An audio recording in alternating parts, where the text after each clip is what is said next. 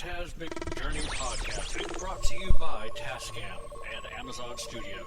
For more than 30 years, Tascam has developed products for every segment of the sound and music industry. From the high-end audio professional in a major post-production studio to the novice of hobbyist at home, Tascam is everywhere. They are a company committed to providing their customers audio and video solutions that enable breakthroughs by using sound in ways that are exciting as they are accessible, even recording the voices of the dead. You asked for a non-scripted paranormal TV show. You begged for a non-staged paranormal TV show. You begged and you pleaded, and we have listened. We present to you Season 1 of The Paranormal Journey into the Unknown. It was released October 31st, 2017. In this series, we show you what it's like behind the scenes and conducting a real paranormal investigation. Join Gavin Kelly, Paula Purcell, and their special guests to seek out the existence of life after death by going to numerous haunted locations such as jails, hospitals, battlefields, and museums, collecting compelling evidence by means of video, photography, and EVPs. In this season, the crew investigates the St. Albans Sanatorium, Old South Pittsburgh Hospital, Jailhouse Pizza, and the famed Monroe House. And you can watch Season 1 of The Paranormal Journey into the Unknown on Amazon.com right now. Season 2 and 3 will be coming soon. Your journey begins now.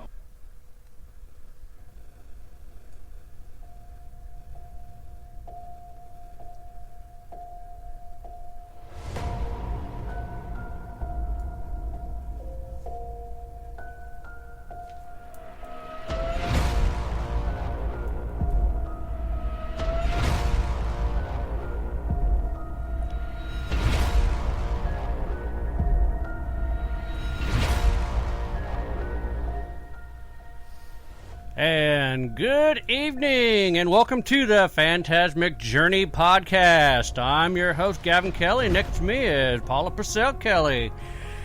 We are coming to you live from the PGH Studios.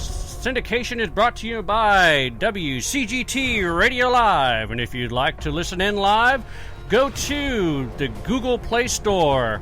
Look for Live 365 app, download it, and then do a search for WCGT Radio Live. You can do the same thing for your Apple phone as well. So, what weird and wacky and crazy stories you got for us tonight, Paula? Well, I have a couple of things, but do you know what tonight is? I have no clue. What's tonight? Tonight is She's Back. Annabelle? Yeah. From New Line Cinema highly suggests horror universe that always keeps audience on the edge of their seats comes the next chilling installment of the possessed doll, Annabelle, who we first met in The Conjuring in Annabelle Creation. A doll maker and his wife welcomes a nun and some girls from a shuttered orphanage into their home several years after the death of their little girl. But soon after that, the nun and girls become the target of the doll maker's creation, Annabelle. Is this the Annabelle Comes Home? The film is directed by David Sandsberg and is produced by James Wayne and Stephen Safon. Okay. But yeah, this is the new one. This is how the doll got created. Yeah, it's Annabelle Comes Home. Because Annabelle Creation's already been out. So I don't know which one that is. I thought the Come Home one was already out. Oh, this one shows it's supposed to be out this weekend. But anyway. Huh. Yeah, no, I have no clue. Today is National Lighthouse Day. If you know a lighthouse that's haunted. Yep. In Florida. St. Augustine Lighthouse. Today is also National Raspberry and Cream Dessert Day. This one is kind of interesting. A Florida woman says lightning destroyed her septic tank, caused her toilet in her house to explode. I bet that was a shitty smell. Mary Lou Ward tells television station WINK News that the sole toilet in her Port Charlotte home was shattered into hundreds of pieces on Sunday. Ward said the explosion was the loudest sound she'd ever heard and that she also smelled smoke. She said a plumber told her lightning hit the methane gas that was built up in her pipes from the feces. Ward said she had to get the toilet and septic tank repaired, but she's thankful no one was injured in the incident. I'm sure she smelled more than just smoke, but that's just me. I'm pretty sure there was more than just smoke. And here is a survey for tonight. And this one is, you can comment, you can message us on this one to see what your opinion is. Here is an opinionated question for this week. I've got good news and I've got bad news. Which do you want to hear first? The good news or the bad news? That is the question for the week. Everybody wants to have the bad news first, so that way they know what to look forward to. Well, anyway, that's the questionnaire for the week. Good news versus bad news.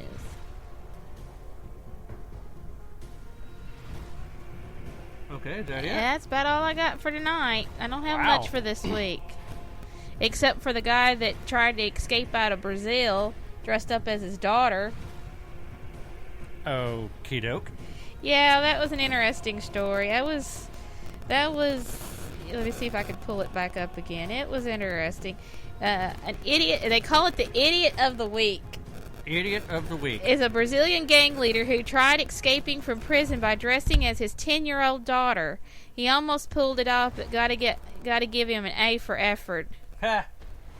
But yeah, he got down to the point he got to the front gate, but he was so nervous that he overjudged himself, and that's how he got caught. Huh.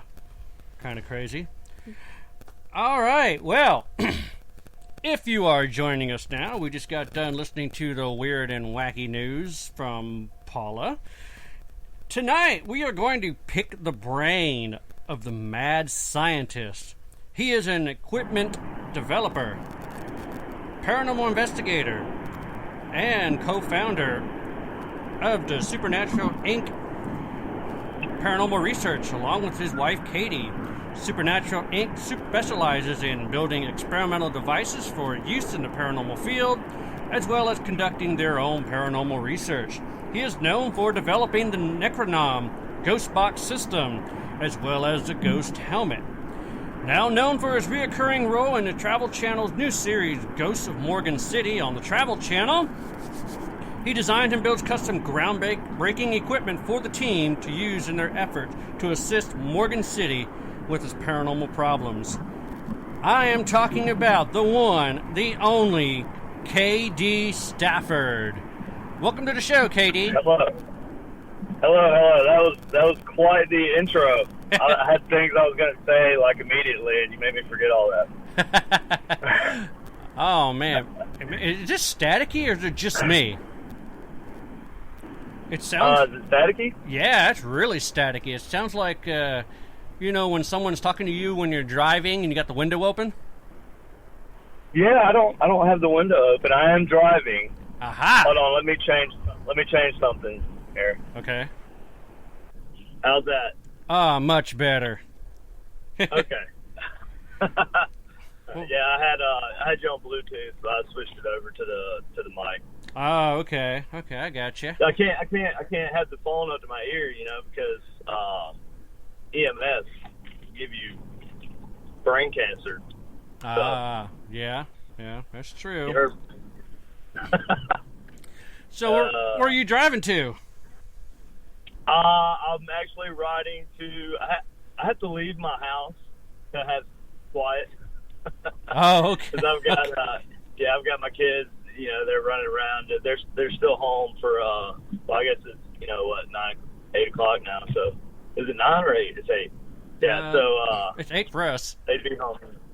Yeah. Huh. Yeah, it's 8. It's 8. I'm looking at now. I had changed my my clock in my car for Ohio this past weekend, and I haven't changed it back yet. Oh wow. Yeah, we usually don't worry about ours. We just use the GPS that comes with the car. Yeah, I don't have that. Ah. I don't make that. I don't make that kind of money. Oh yeah, I read your latest post. So I'm like, oh wow. Oh. Yeah, man. Yeah, I mean, I didn't want it to sound like I was quitting or anything. I didn't mean for it to come off like that. That's right. How it came off. No, I just it's like what do you do in between stuff? yeah, of course, you work on things for the next whatever. It doesn't really matter if I get anything next because I'm still gonna be working on stuff anyway, right? Right. I was doing it beforehand, so I mean, of course, I would love to continue doing TV shows and all that stuff, and yeah, because it was fun. Of course, it was fun, and I got to use my stuff and on TV, and everybody got to see it. And that was pretty cool, and yeah, I mean, of course, I'll continue to do it as long as it's there to do. So yeah, that's true. Or you can do, but you got to have something to do in the meantime. That's the thing, right? Yeah. Well, I mean, most of the ones that do the shows, they basically have their hiatus time, but they're also doing events. They're traveling the country, going to conventions. They're doing paranormal events, like inviting people in to investigate with them. So they have a lot of that going on until hopefully they get the green light that there's going to be a season 2. Yeah, I guess that's what everybody's doing. I do some of that, just not quite as much. Yeah. I kind of had to be around the shop, back at home to be actively building things and stuff. So yeah, I mean, I'll take the show on the road every once in a while, and I'll build things out like we were talking about before. But it's not like doing it, at your place that's your home base or whatever you want to call it. Right. Yeah. So. Oh man, but you actually had a great time on the Ghosts of Morgan City, huh? Oh yeah, man. That was it was the experience that it was one of those things. Oh yeah. Like a bucket list type thing, Yeah. That was on there. So yeah, I mean, it was a great time. It was everything I thought it would be and more. Everybody was super nice. Ben, Sarah, and Jeremy, they're awesome to work with.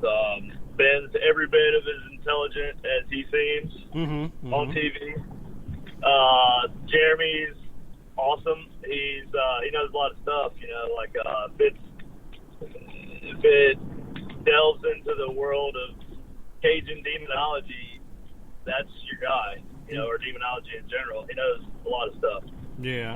Sarah, I can't even, words can't even describe Sarah, of course. She's, everywhere she goes, she turns the light on, so. That's Sarah. She's amazing. Yeah, she actually came out and surprised me this past weekend at the Haunted Brine event in Ohio. Oh, cool. And, yeah, it was awesome. She had to partially fund that whole thing out of her pocket, so, right. That's pretty cool of her to do. Yeah. But yes, the show had a great time. Everybody was great. Producers are great. You can see they're really part of the whole show. It's not like a lot of people would think, but you saw I don't know if you watched the last episode. You saw where Austin actually got attacked by something in the headquarters building. Oh, okay. And yeah, it freaked him out. So I mean, but he was right there with us. They're right there, and it's real. So. Yeah, I think the last episode that I actually watched is when they captured the apparition walk across that entryway. Yeah, that was a pretty good capture right there. I say pretty good. That was an amazing capture. Yeah, it's like I tell everybody that asks me if Ben says it's legit, I'm going with what Ben says. Yeah. Ben is not the type to fabricate things. So, Yeah. And that's some pretty hardcore evidence. So, obviously there's going to be some skepticism over it, and that's healthy. Oh, there was a lot. There was yeah. Well, we have to be skeptical in the paranormal field, and if you're not, then you're not doing it right. Right. You can't just take everything face value, but then again, you can't dissect things if you don't have all the information either. So that's true. Yeah, everybody should keep that in mind. But just saying. Yeah, I mean, yeah, the whole, every time I got to go down there, it was a great time. They really put my equipment that I make to the test. Right. And, yeah, because, I mean, I known Ben, right? I never actually physically worked with him on location. But, like, for a whole separate group of people that work in the same field to get to use the equipment that I make on TV, and for it to have results, it's pretty amazing. Yeah. How many episodes are you in Ghost of Morgan City? I'm in 4. 4. So I'll be in this week's, and that would be 4. Okay, and they have a total of 6, I believe. I think it's 8. 8. Okay. Yep, 8 episodes total, and so that'll be half of the episodes. Well, I can't wait to check out the other episodes. But we always ask our guests right off the bat, except we just jumped right into talking about Ghost of Morgan City, but we always go ahead and ask our guests, what got you into the paranormal? Well, that's, I would like to say that's a cut and dry question and just give you just an answer and that's it. But okay. I'm going to say that it was a combination of lots of different things, like as far as like doing it and putting what I do out, right? Like I've always had an interest in the paranormal as far back as I can remember. I remember being 13, 14 and sitting in the library. Yes, I sat in a library and read books. Back, in 93, reading a book about demonology, and, I thought that was normal. Why not? Maybe it is normal. Right. But yeah, so, like, I started to get into like investigating around, I don't know, me and Katie started doing it around 2002, 2003 maybe, but then I went in the Army, and so that kind of put things on hold, and then we were stationed in Germany, and so we did some snooping around in Germany, little, like, private investigations. We never really planned on putting anything out that we did. And so we came back to the States, we had our son, and then after that I got out of the Army, retired from the Army, and when we came to Kansas City, I was like, you know what, now I can kind of do whatever I want to do because I'm not like the Army doesn't own me anymore, so I can kind of, stay home. Right. And have one place where we live and not have to move every 2 years. And so that's what we did, and we started Supernatural Inc. about that time. And we just kind of, I don't know, I guess I kind of got into building paranormal equipment. Like, that's something I wanted to try my hand at, but I never really messed with it until 2015 or so because, okay. Like I said, I was in the Army. But, yeah, but I have a background in, I was a engineer mechanic in the Army, or a heavy equipment mechanic.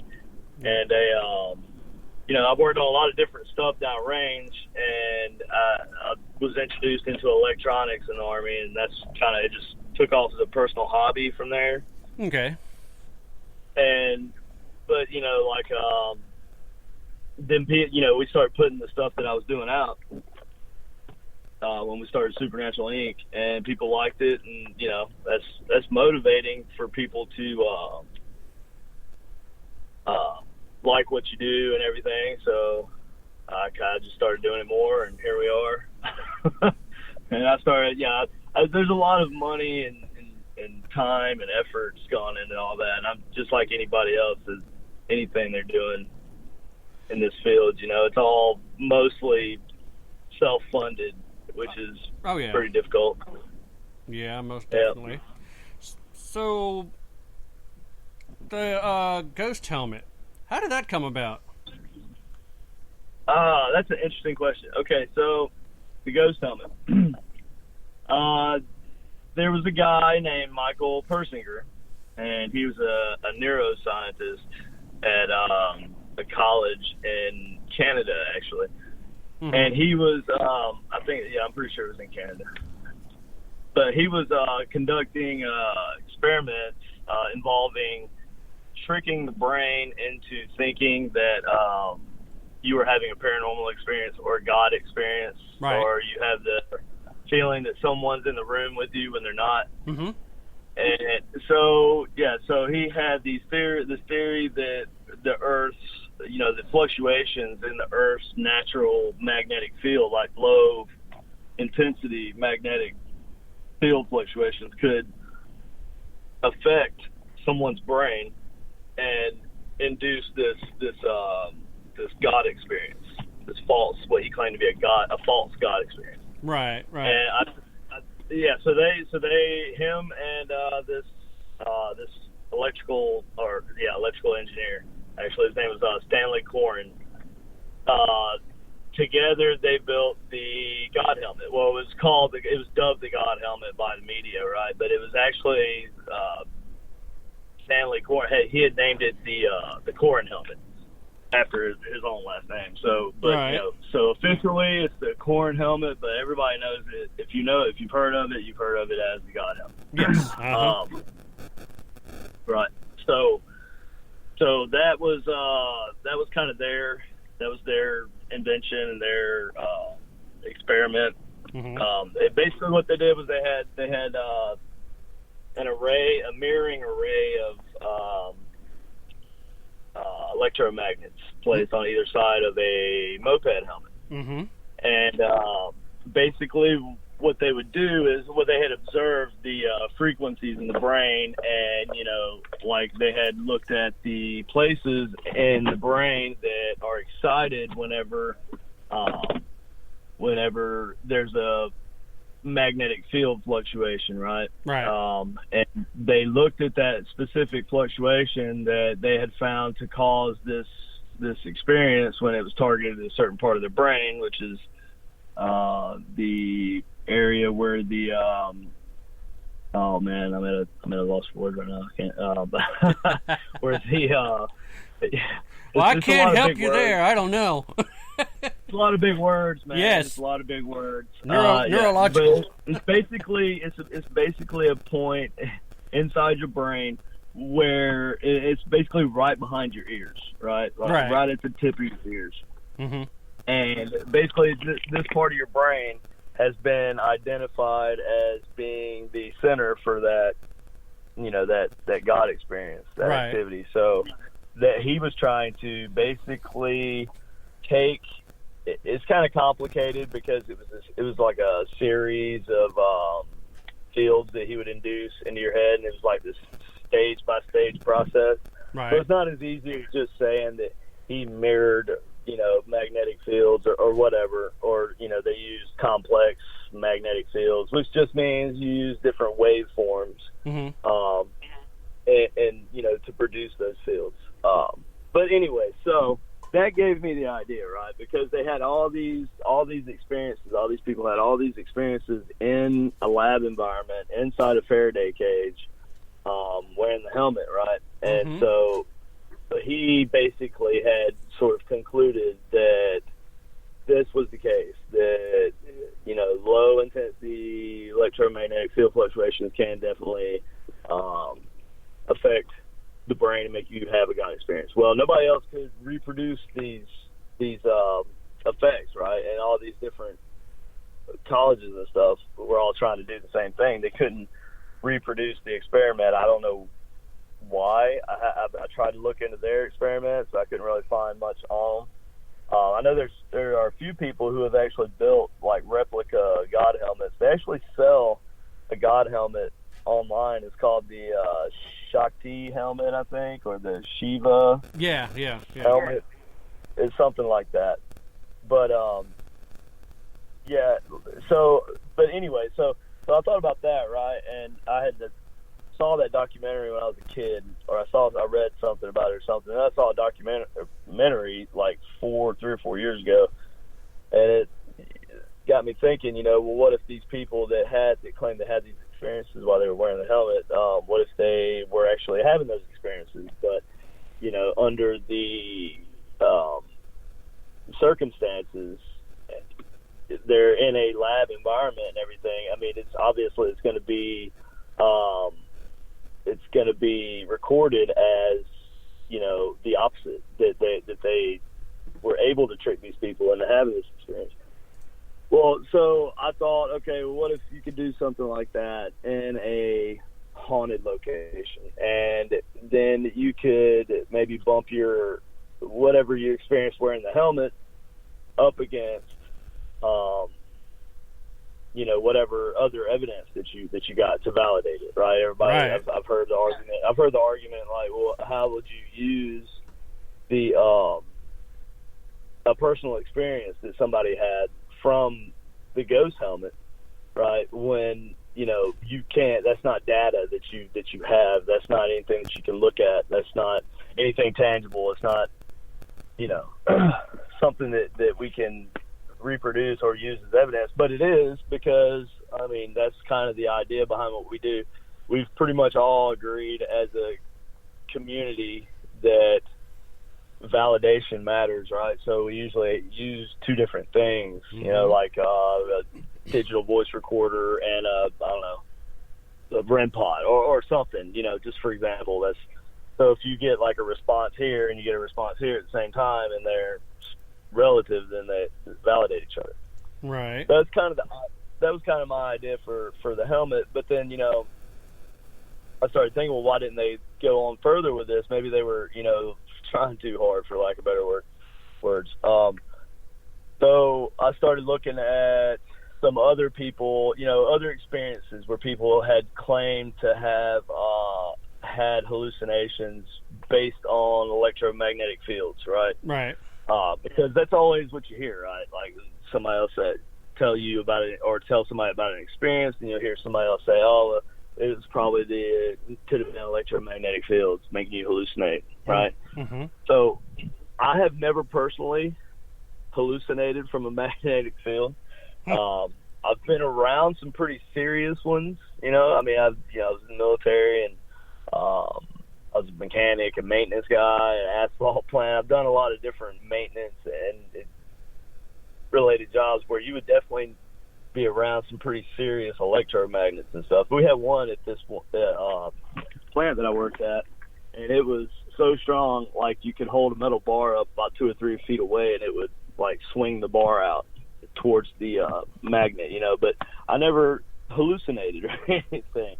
So I thought it was interesting that I found a report even a scientist had this same experience. They had they claimed to have seen an apparition in their office, in their lab late at night, and right. Then one of their lab assistants had the same thing happen to them. And they just they found out that they have installed an industrial fan upstairs in the next department above them, so they just kind of chalked it off to strong EM fields, a new one being introduced, and then causing whoever sits in that spot to hallucinate and see the same thing every time. In my opinion, that's a super anomaly, and that needs to be documented, man. Like, if that's what if that's the excuse that I'm gonna get, anytime I hear EM fields make you hallucinate, like I want to see instances of that, Right. So anyway, so that being said, I was like, okay, so there's a lot of people saying that just any kind of crazy magnetic field can affect your brain and make you see stuff. So, I should be able to do something on the scale of frequencies, use complex waves still, like Corin and Persinger did with God Helmet. But I was going to do it in a different way, which basically just means I use a different technique to get you to that point. And I was going to install the LEDs for brain entrainment. That's also like a science thing. Brain entrainment is basically you can flash a signal into your eyes, and it'll basically your brain will basically sync up to that frequency, whatever that signal is. Right. So if you're flashing a light at the same frequency that somebody's brain works at, when it's operating, when it's putting off like alpha waves or beta waves or delta waves, you can mirror that same frequency back into your eyes and from the LEDs, and it's kind of like being hypnotized. It'll kind of lull you into that if you let it. Of course, it's just like anything else. It's not going to like force you to have an experience. You kind of have to let yourself go. And so that's what I did, and I come up with my own little way that it works. And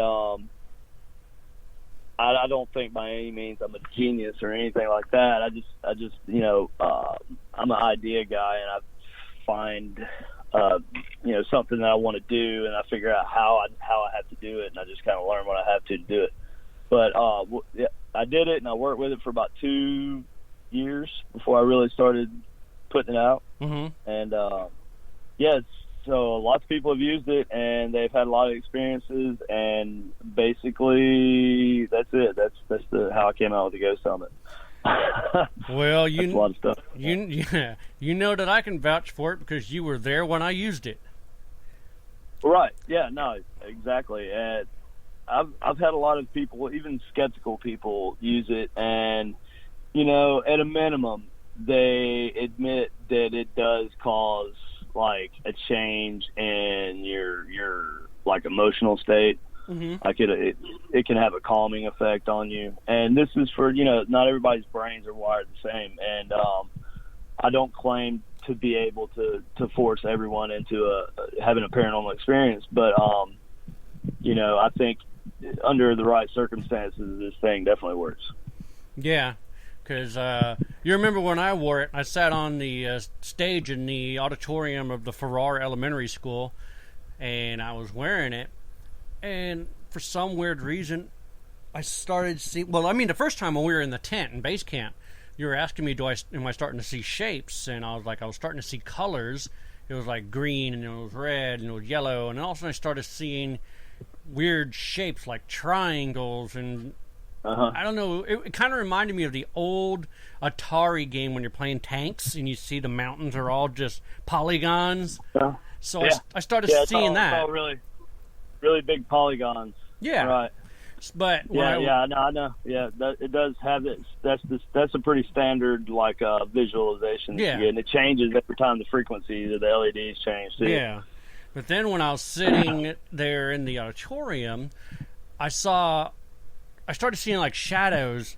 I got my eyes closed. I'm looking at the LEDs. They're going back and forth, and I'm just like getting into a nice, calm, relaxed state.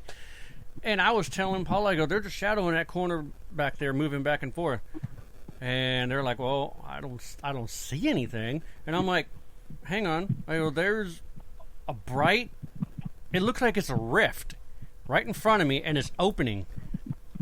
And after I said that, 2 children showed up. One little girl in a sundress with a sun hat, and then right next to her was a little boy wearing goggles, like pilot goggles. Oh, yeah. Wow. And it was validated because remember when Cheryl showed up? Yeah. She put the helmet on, sat in the same place I was, and she saw the same thing. Yeah, she did. That is crazy right there to be validated that way. Yeah, that's the kind of commonalities that I guess you'd call it that I keep finding, like same similar situation at Ashmore Estates. We've had multiple like different groups with different helmets that I've built come through using the helmet there, different people, and they've had similar experiences and involving what they can best describe as interdimensional. Yeah. And I think that's amazing that, multiple people and they don't know each other at all and they haven't shared their experiences between each other. that they would have something so specific or say something just so specific, not having any way to have that suggested to them. I just thought that was pretty interesting, and that kind of answers my question of suggestion.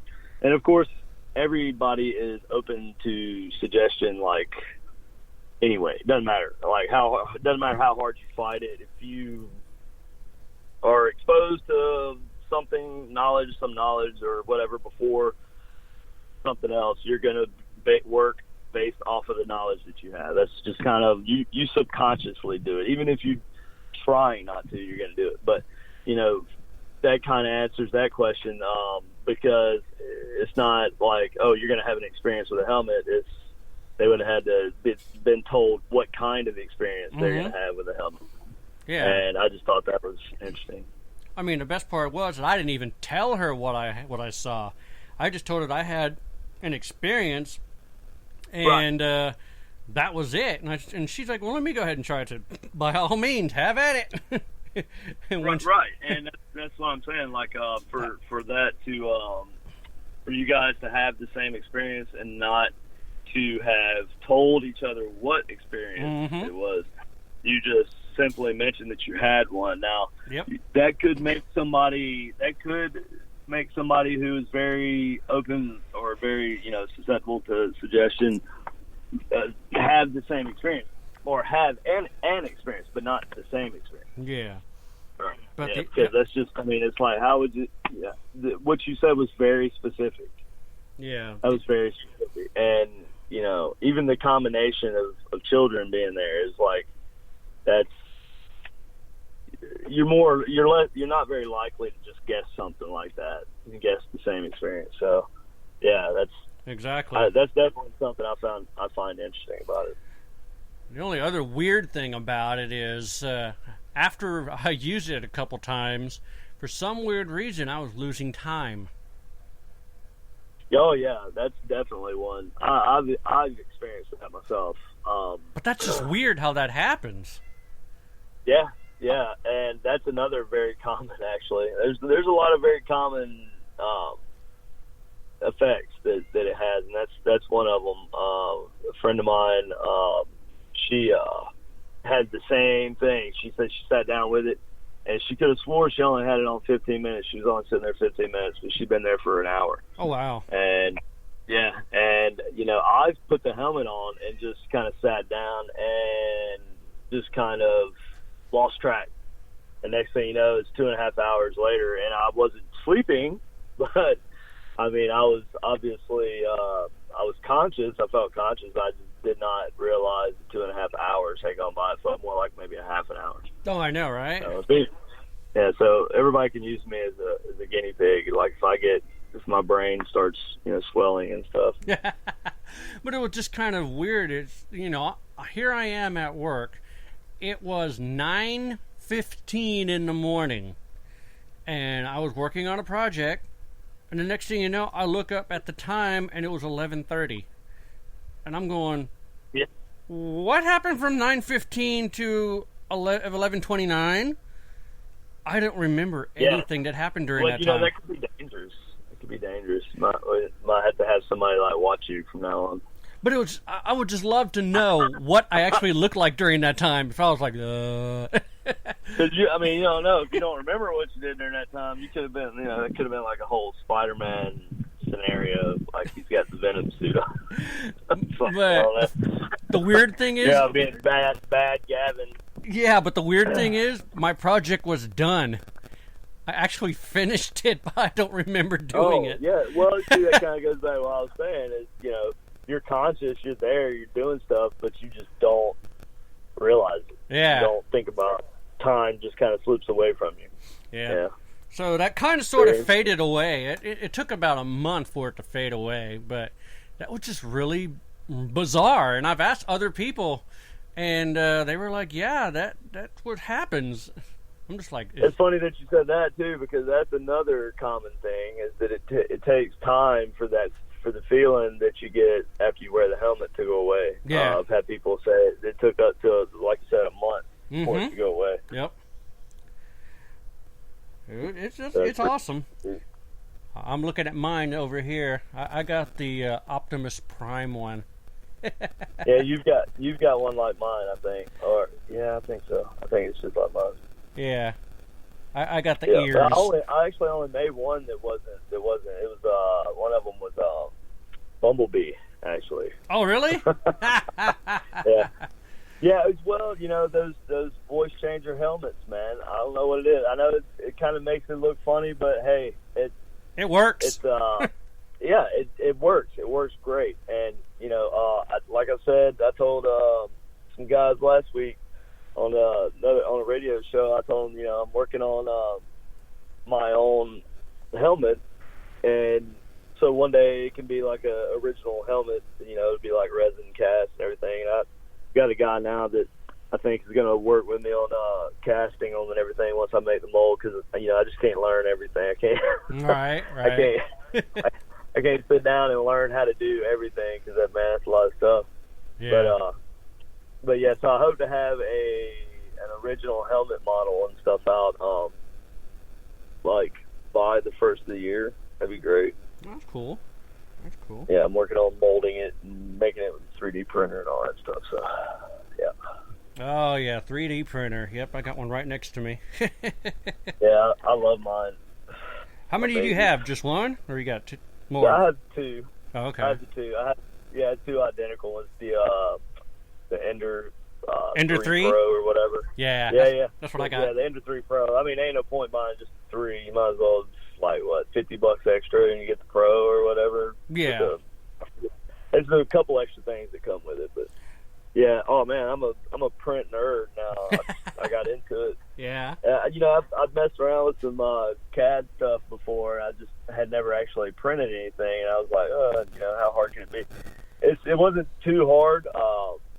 I had so many people tell me, you're gonna have to wait till you go to configure it and everything. I'm like, okay. And I think they were talking about leveling the board and everything. It wasn't that bad. And oh yeah. my first print came out pretty darn good, so I've just been kind of going since then. Not to say I've never printed anything crappy, because I definitely have. Yeah. But yeah. I printed up Dom's car for Paula because she wanted to have his car, and I've mostly been printing a bunch of Deadpool stuff, and then of course some props for our new TV show, Truth or Legends in Your Hometown. I actually printed my stamps. Oh, cool.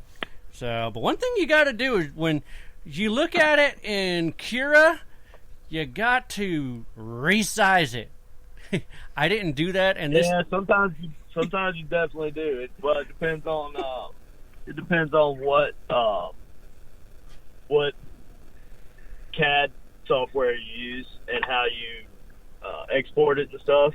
I think, because I've done that too, and I noticed that. But like I use Tinkercad a lot just because it's easy. Yeah. And you can store all of your 3D, your new print designs and stuff right there on their website. So okay. It's an Autodesk thing, and you got tons of stuff to work with on there, and it kind of simplifies it for you. So, if I have to print like a faceplate for a ghost box or something, it's like my button holes and everything, like my print files from before are all still there, and I can just take those. Oh, look at that deer. I can just take those and copy and paste them to a new design, and it's just super easy. I love it. Oh yeah, Fusion's kind of weird. I have the Ecto 1 in Fusion, and when you try to print it, it's not watertight, quote unquote, what they call it.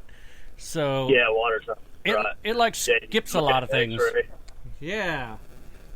I tried to print a Ferrari. All I got was the front end, the entire cockpit with the seat, the stick shift, and no back end, and then the wheels. I'm like, where's the rest of the car? Yeah. Where's the roof?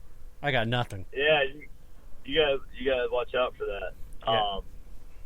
Yeah. That's the way it is. Whenever you're using other people's files, I found that a lot. they'll be like partially there.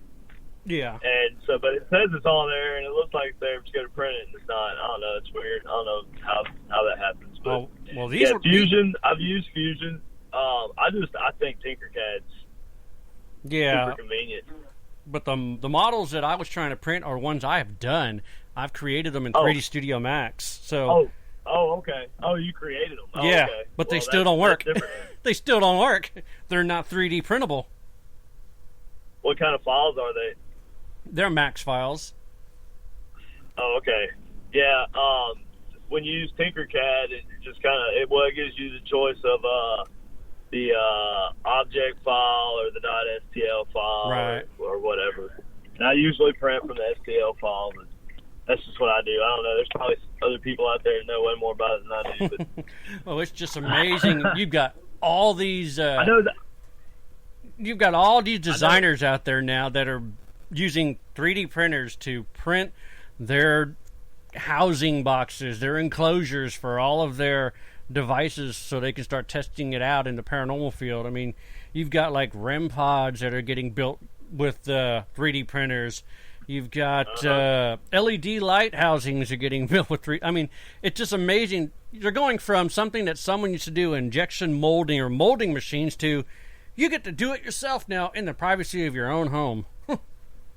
Yeah, and it's way easier for, inventors and, people like me who just like to kind of tinker with things. Right. And, it's way easier for us to do things and get our work out there. Yeah, exactly.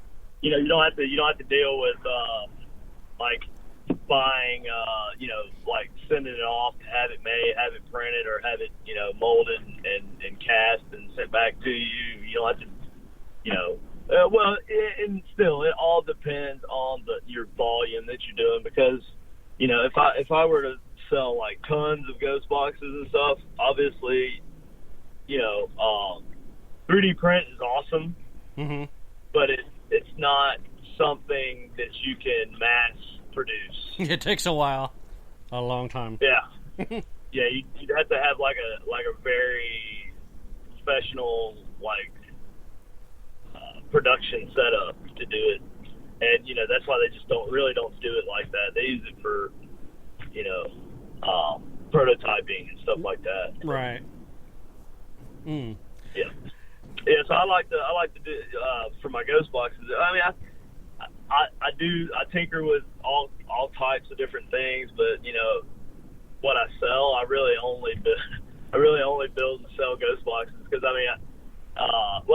I've sold a couple helmets, but I don't really want to do that too much, because I don't want that to be what it's about. Right. With the helmet, it's not about like more of a. I want it to be more of an experiment than a product. So it's not like you're buying a helmet for me and then you just run off and use it like you would anything else in the paranormal field. For me, it's kind of like, hey, I'll sell you this helmet, but I want you to kind of be part of this experiment, and kind of stay in touch with me, and and I've only made a handful of them. I mean, you got one. I have one, obviously, and there's Paranormal Task Force has one. My friend Terry, Robin Terry got one. Yeah, Robin Terry got one. Robin Terry has one, and I think that's it. Huh. I'm pretty sure that's it. There might be one out there I forgot. I don't remember right away. So I'm pretty sure that's it. What's the story with the Necrocom?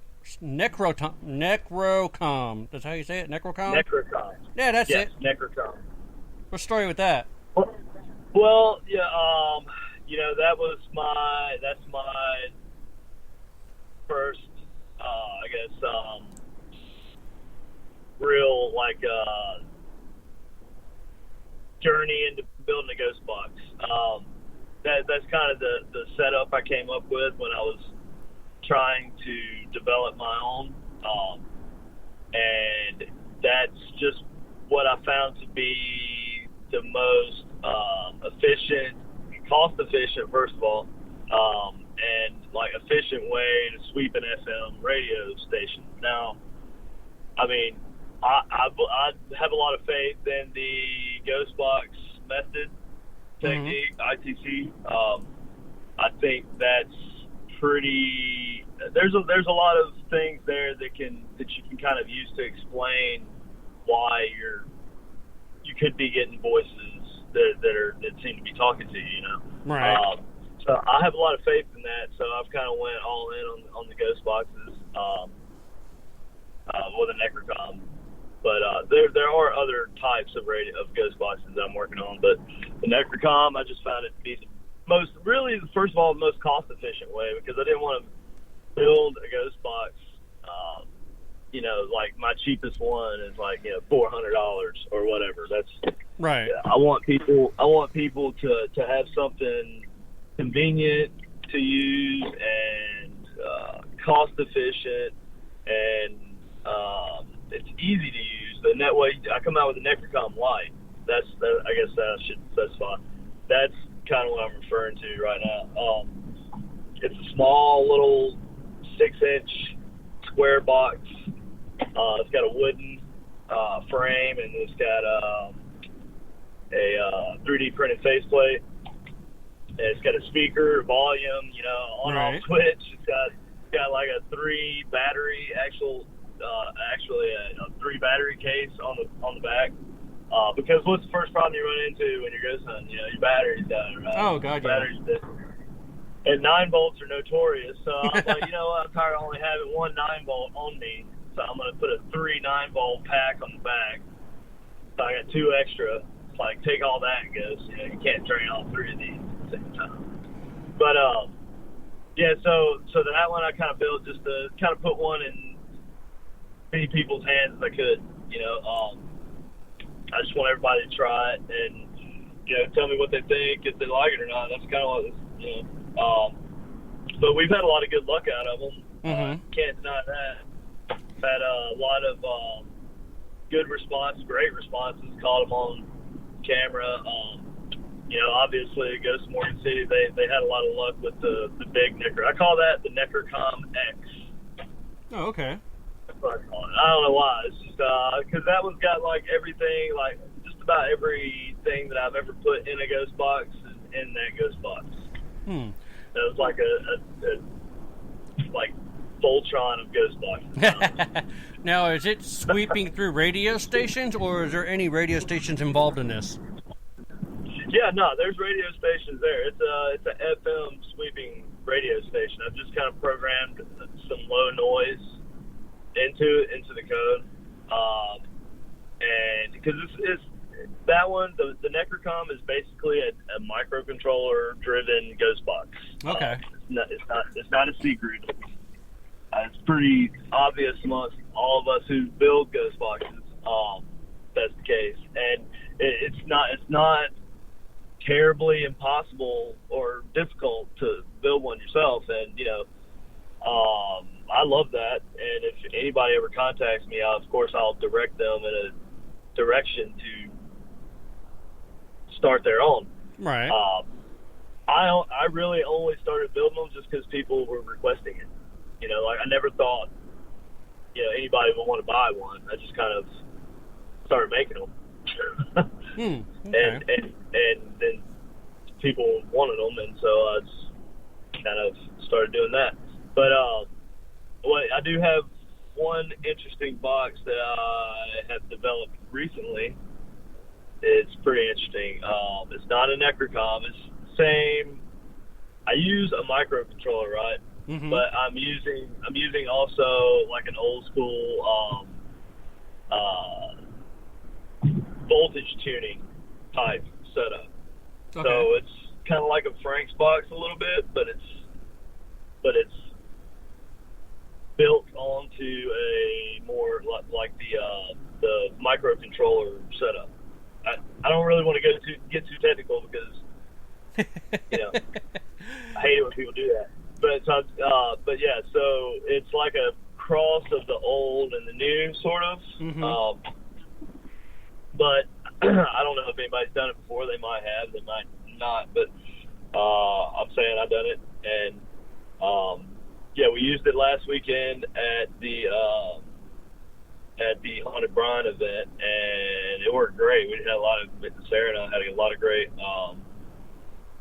responses. So yeah, I'll be putting that one out soon. That one sounds really cool because like it's doing this weird random thing, and I'll just kind of leave it at that. But you get a lot of really low white noise right between stations, between the sweeps, and there's like 2 or 3 knobs to adjust the sweep signal. It's pretty weird, but Katie doesn't like to use it because it freaks her out. Oh, okay. So that's when I was like, oh, okay, well this is a good one then. Use this one. Well, you do know a lot of people that always talk about ghost boxes, as in, you know, the SB7 and things like that are doing the radio sweeps. They constantly go ahead and say, well, it is the power of suggestion. I mean, it could be that slim chance that you're going to get something to come across, but what are the chances of it actually to validate at the location you're at? Well, that's a good question. That's the argument, right? Like, what, you know, and those odds obviously change based on, you know, multiple variables, right? So you have what variables can we just see right away? Well, there's the fact that radio is they're constantly doing something different, right? They're constantly talking about something different, or there's different people talking, you know, every 5 minutes or whatever. It's a different song on or whatever. And so basically, like, you would have to calculate that in. You'd have to calculate in what you ask. How many strong radio stations are there around you? You know, how location relevant. You kind of have to be careful how you phrase words or how you phrase questions when you're doing a ghost box session, because if you were to ask like, hey, can you, if there's any spirits out there and you could see where I'm at right now, can you tell me where I'm at? And you know, I get a voice across the ghost box that says Kansas City. Obviously, I'm in Kansas City. And there's radio stations that are all over Kansas City. Oh, yeah. And I'm going to it's very possible for me to get a Kansas City through there, right? Or even like a smaller town, right? Because, you know, radio news, that type of thing, right? But when you ask very specific questions, you have to be careful not to load them. And everybody's going to ask the questions loaded occasionally, but the point is for it to be in context. It all has to be in context, right? It has to be valid to the discussion, right? If you're going to have a conversation with something you can't see over radio, then it has to be valid, and it has to be answering you, or it's like, okay, this isn't working. But yeah, so that's kind of the thing, right? Like, for example, we were conducting an investigation out at Shoal Creek Living History Museum one time. This is probably one of the best responses I ever got. And I always tell everybody about this. It's like my go-to story. But it's on YouTube, so you can look at it if you want. So we're investigating, right? I'm using an SB7. I just got it hooked up to an external speaker. It's hot.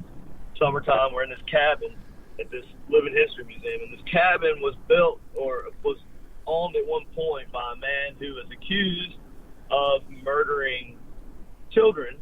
Oh, dang. And he was then lynched and hung at his home. Now, this cabin, now let me finish the story. Now, the next day after the man was lynched, somebody else claimed the crimes. Huh. So the very next day after they hung the guy, they hung it as the man, and so that's like grounds for a haunting, right? Now, this cabin had been taken apart and moved to a different part of the state. It was moved up here to Shoal Creek, so it was somewhere else originally. But so they rebuilt it and used all the original pieces, so it had been transplanted. So we're up there investigating using SV7, and I asked a question. His name was Stribling. I asked the question. I said, "All right, Stribling, right now, last time on my ass, I said, you were accused of murdering those children. If you're innocent, just say you're innocent." And, trying to be super specific as to the response that I wanted to get, right? Right. And immediately got the response, innocent. Huh. And, and it's not like something I'm making up. It's right there. It's on YouTube, Right. And so, I always use that instance because that's my best example of I asked one of the most specific questions that I can think of and asked for a specific response, right? Not just what's your name? Right. Or can you tell me how many spirits are here right now? Because how would you know if that was the case, right? Exactly. So I wanted to add something that was relevant, that was specific, that, if I was actually talking to something that's intelligent, they could hear what I was saying, then it would respond with that specific response if it was able to or whatever, right? So not saying that everything's able to communicate to a ghost box. I'm not saying that. I'm just saying that if it's able to, then I thought it would. And it did. So that really backed up my whole... That was kind of right about the time I started building the ghost box, actually. So that kind of reinforced that motivation to build the first one. But so that's what I'm saying. The odds of that response of me getting that innocent, right? Yeah. That particular time, as the radio is sweeping through radio stations, I thought that was pretty amazing. If it was by chance, if it was just by luck, right? Mm-hmm. That was my lucky day. I should have went and bought a lottery ticket, and I don't know, because the odds are astronomical for that. I don't even know how to calculate that. How would you even calculate that? Yeah. I'm sure there's somebody that's really mathy out there that can do that, but not this guy. Yeah. All right, man. When we are at the top of the hour, we're going to have to take our commercial break, and we will be right back with our special guest, KD Stafford. So hang tight, and we will be right back. Time to jump to mute. Hey, let me ask you something. Would you seat your 3-year-old child on a windowsill? Would you seat them beside a lit fireplace or by the deep end of a pool? One last question. Would you seat your child in a car seat that's not correct for them? Car crashes are a leading killer of children ages 1 to 13. Secure their future. Seat them in the correct car seat. For more information, visit safercar.gov/the-right-seat. A message from the National Highway Traffic Safety Administration and the Ad Council. Hey, let me ask you something. Would you seat your 3-year-old child on a windowsill? Would you seat them beside a lit fireplace or by the deep end of a pool? One last question. Would you seat your child in a car seat that's not correct for them? Car crashes are a leading killer of children ages 1 to 13. Secure their future. Seat them in the correct car seat.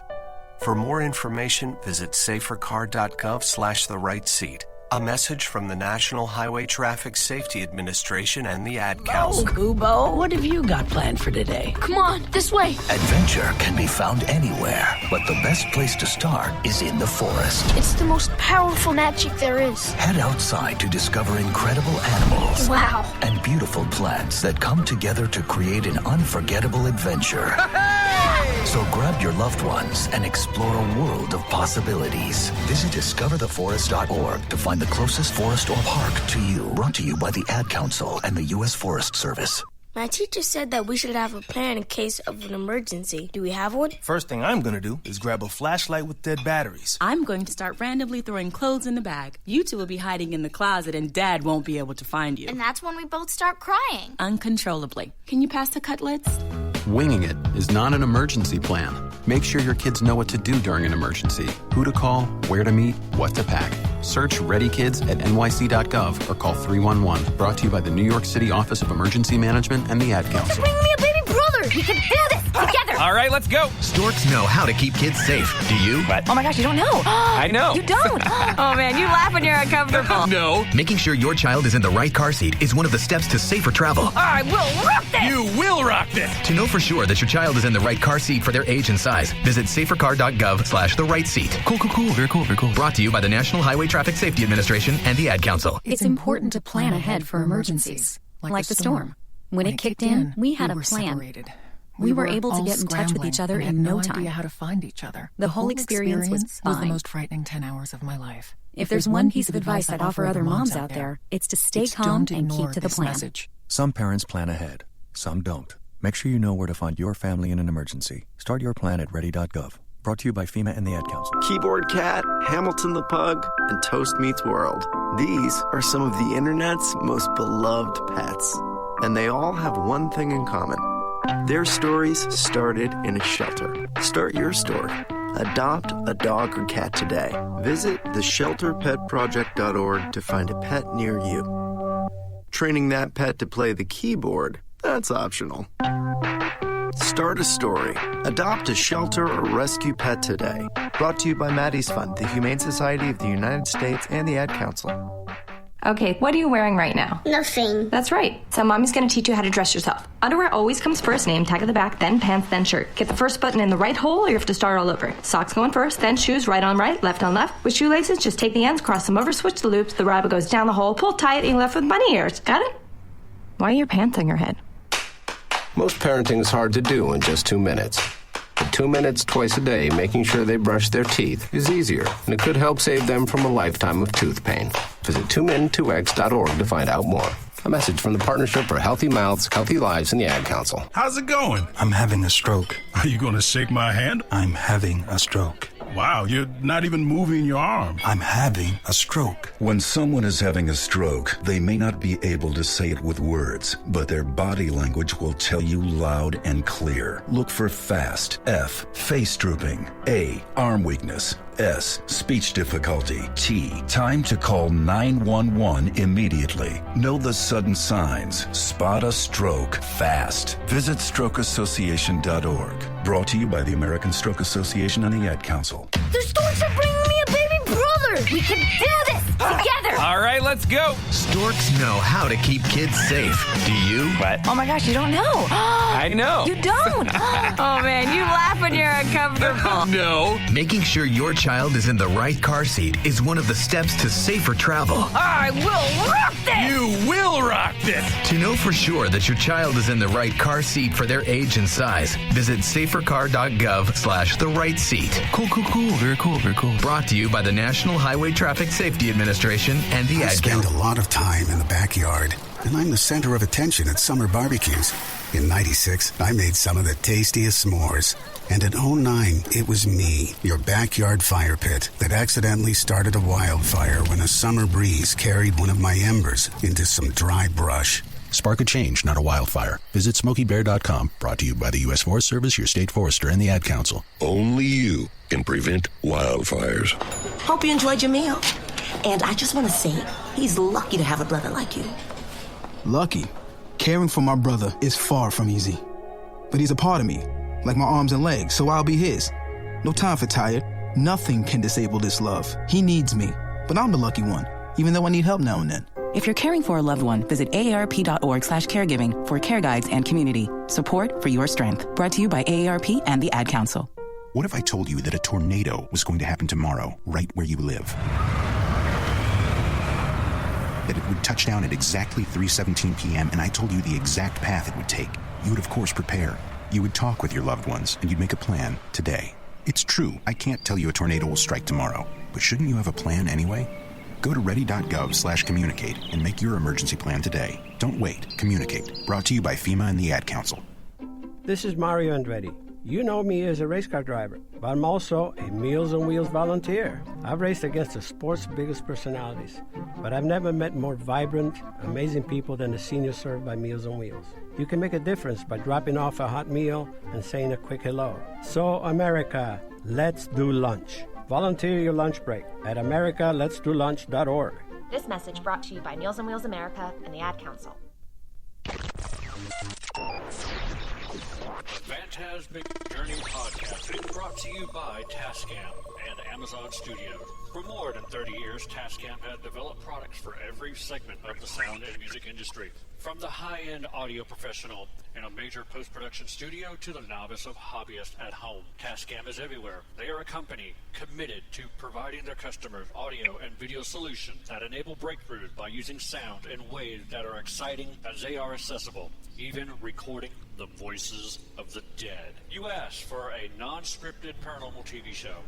You begged for a non-staged paranormal TV show. You begged and you pleaded, and we have listened. We present to you Season 1 of The Paranormal Journey into the Unknown. It was released October 31st, 2017. In this series, we show you what it's like behind the scenes and conducting a real paranormal investigation. Join Gavin Kelly, Paula Purcell, and their special guests to seek out the existence of life after death by going to numerous haunted locations such as jails, hospitals, battlefields, and museums, collecting compelling evidence by means of video, photography, and EVPs.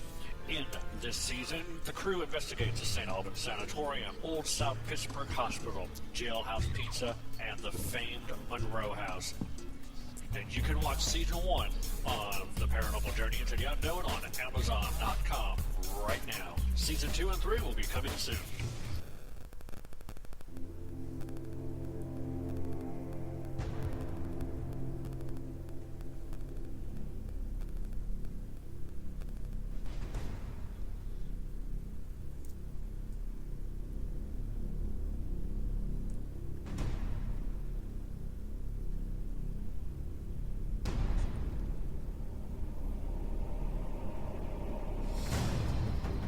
And welcome back to the Phantasmic Journey Podcast. We are coming to you live from the PGH Studios. Syndication is brought to you in part by WCGT Radio Live and Live 365. You can listen live via the broadcast, of course, through the 365 app on your Apple or Android phones, or if you choose to use your PC, just go to www.live365 and do a search for WCGT Radio Live. If you are joining us right now, we have been talking to the Mad Scientist. We've been picking his brain for the past hour. He is an equipment developer, paranormal investigator, and co-founder of Supernatural Inc. Paranormal Research, along with his wife, KD. Supernatural Inc. specializes in building experimental devices for use in the paranormal field, as well as conducting their own paranormal research. You may have seen him on the new Travel Channel show, Ghosts of Morgan City. Welcome back, KD Stafford. Hello, hello. Hello, hello. Hello, hello. Oh, man. So, yes, we have been picking your brain for the past hour, and yes. Paula is now going to have her chance to ask you all of her questions, as she normally asks all of our guests. So... Hello, Paula. Hello. How are you? All right. So the question, one of the questions for the evening is, what location have you been that is your favorite? Well, that's a multiple answer question. My favorite, like I have favorite places that I go that but then there's scary, like the most scary. You look for like this. Like the time I was the most afraid of a location, maybe. Oh, we can ask it in both ways. That'll work. Yeah. Okay. Well, I mean, obviously, my favorite location to investigate would be like top of the list is back here around the house. We have this bed and breakfast up here in Smithville, Missouri. This also a museum that we help run, and that's. There's a lot of weird stuff going on there. We think maybe some sort of portal-like activity, maybe. There's and then there's Ashmore Estates. We love Ashmore Estates because we go there and we get to see all our friends, and we just love the place. And then there's the scariest place that I've ever been to, and that is I'm not going to say the address. because it's not like on the it's not like open for investigations or whatever. But I'll say the name of the place if you want to research it. If people want to research it and find it themselves, and do what you will with that. But the McNeely House in St. Joseph, Missouri, is probably like the most like afraid or whatever that I've ever been on an investigation. Why is that so? Well, okay, it could have been, you could say it was the time of year. You could say it was just because it was just me and Katie there, and this place is like really creepy. But first of all, the house is designed with death in mind. Like at the bottom of the staircase, the banisters, the tops of the banisters, they're like these decorated, hand carved red oak funeral urns for banister tops. And this place is gigantic, and it served as a mental health what they call it. They called it a experimental forensic psychiatric operation. And basically when we were there, like I didn't just feel like somebody was right behind me the whole time or somebody was watching me the whole time. I knew it. Like I knew there was something there, and Katie was the same way. And we had this whole plan and everything. We planned out where all the cameras were going, this, that, and the other. And we get there, and first of all, it was really cold. It was like 18 degrees. And second of all, this place is huge, like full basement. The basement was like super. It was to the point. This place was so bad that I didn't get to investigate it the way I wanted to. Mm-hmm. So I really want to go back, like so bad. But like it's just exchanging hands and all this stuff so many times. It's hard to track down who owns it and stuff now. But yeah, that place is pretty crazy, and it's great because nobody really knows about it. So, yeah, that's the scariest place I've been to. Come on. She's like lost in a train of thought. Yeah, because I was listening and then I kind of forgot what my other question was. Sorry. I don't have my cheat sheet in front of me, so I'm trying to, let's see. You have a cheat sheet? Yeah, I usually do, but it's... I have a cheat sheet. That's my intro. Mine died. Your phone's dead. My cheat sheet was on my phone, It and would it help died. keep your phone charged, huh? But anyway... Okay, well, what was the question of the week again? What was the that question one? of the week is do you care for something, when you get news, do you want bad news first or good news first? I'm like everybody else. I want the bad news first because I don't want to get crushed by the bad news after I get the good news. Right? Right. That's my reasoning behind that. Gotcha. Okay, your Okay, very great. first investigation that you've ever done, where was that at? The first investigation? Yes.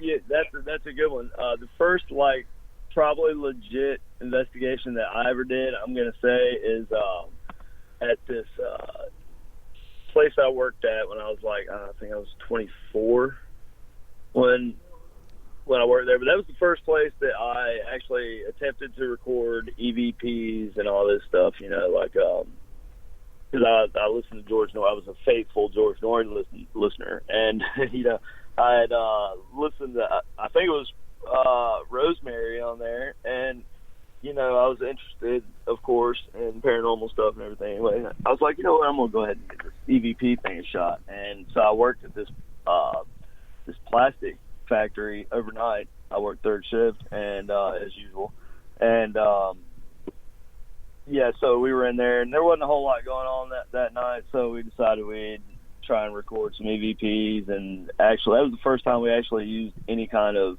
EMF detector or anything to do any sort of ghost hunting. So, yeah, I'm going to go with that. Gotcha.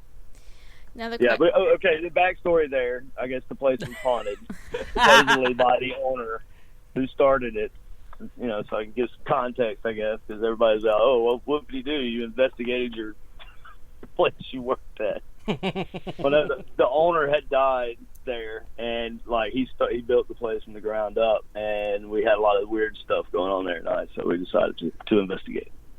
I've been there and done that before. I used to work at a retail store, and I knew the back history. Now the people that came and built the store, and of course the management of the store and everything, didn't really know the back history of the property. And we started having strange things at work. And, of course, they found out, I was a ghost hunter. And I did things in the paranormal. And it was interesting because they come to me going, I think we have a poltergeist in the house. And I'm like, really? Nice. Because strange things, they have a night crew. So when, the day is done and you have the night crew comes in and restocks the shelves and unload the trucks and stuff to get ready and prep for the next day, they have strange things, especially at nighttime, happen to them to where they'll put certain things in certain areas and leave and work on the other side of the store, and they come back to the other side of the store and those things have been moved or been knocked off the shelf, and they'll go back and look at their cameras and they could tell that nobody was over there, and then random things just fall off the shelves. Oh, wow. That's cool. So the there's a lot of good testable things there. So my boss that was over me talked to management and said one night when it's not a night for the night crew to come in, which is usually on Sunday nights, they didn't work. So Sunday nights we would go. I was told to come in after closing hour. I had 2 hours to see if I could find out anything before the midnight alarm got set. We closed at like 9:30. So I was investigating. Well, one of the managers had to do an audit for Monday. So he had stayed there, and he found out what we were going to do. He goes, oh, no. You guys are going to have to go another night and do this. Because if I'm staying here tonight to do an audit for Monday morning's shipment, then I don't want to know if there's anything here. And I was like, okay, that's fine. We're going to go outside and work behind the property because I knew what was going on the property. I knew the history of the property very thoroughly. And because I knew what was there before they built. And there was a gentleman who owned an old junkyard. The backstory is there was an old gentleman that owned the junkyard.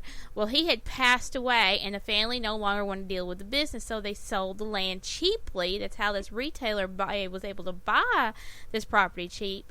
Well, when they started digging into the property and getting rid of all the old cars and cleaning up the property, they found a hidden area in the back, and when they started digging it up, they started finding old cars like in the 1920s and 1930s, and they had things inside those cars along with a couple of other things that I can't really mention about on the radio, but why not? It's our radio. Well, I mean, we're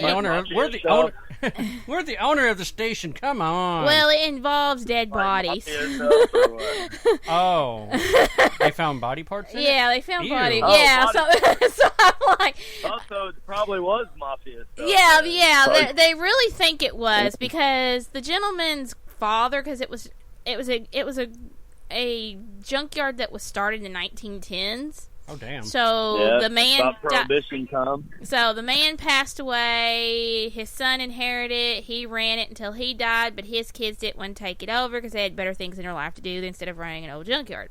Right. So they sold the property there. So I knew the back history. I knew what was going on. I knew everything about the property.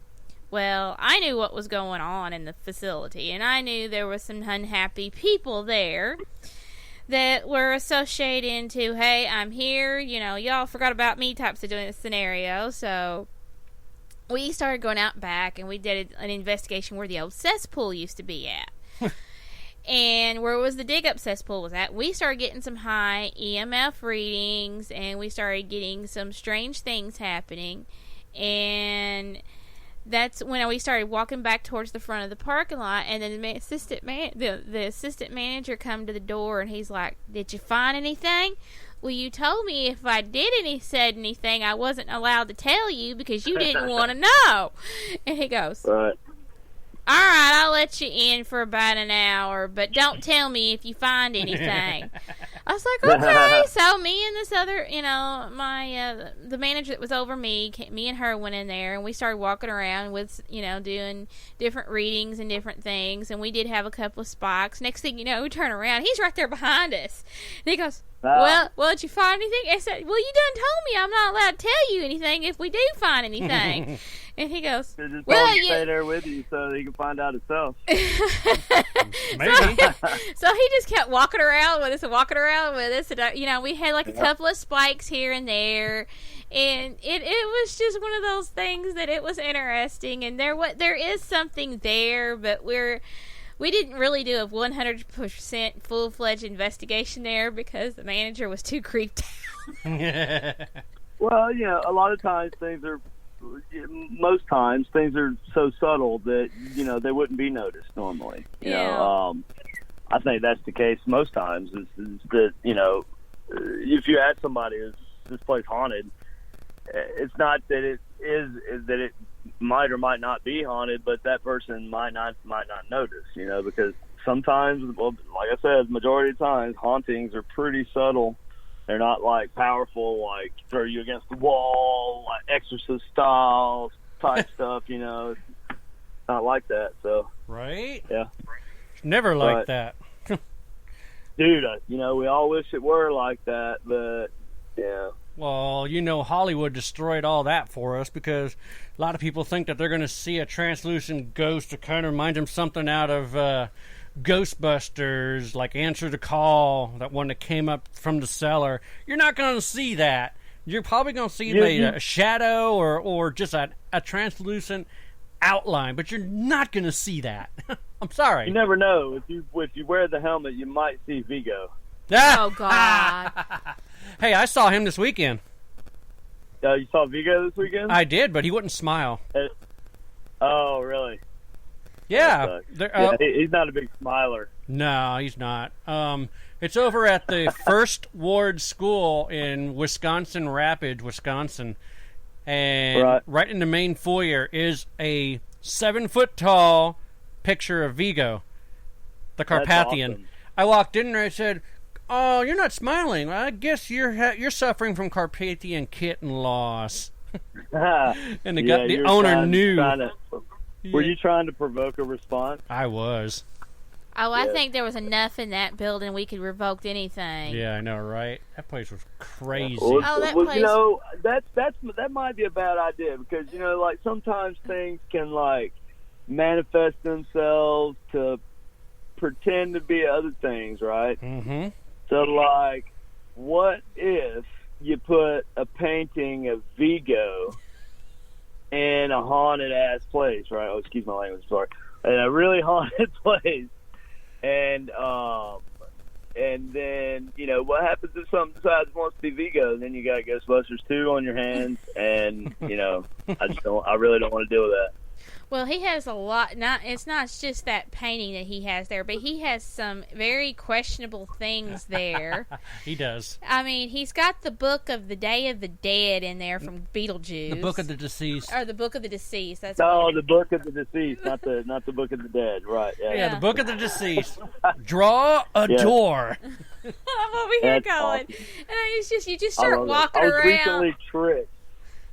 I was recently tricked by a movie, one of those fan-made trailers. Yeah, for Beetlejuice. For Beetlejuice 2. It's I was fake. like, oh, it's not real. Yeah, it's not real. You can tell there's so many different clips in there. I didn't even really watch it that well. I just kind of watched the first part of it. I shared it.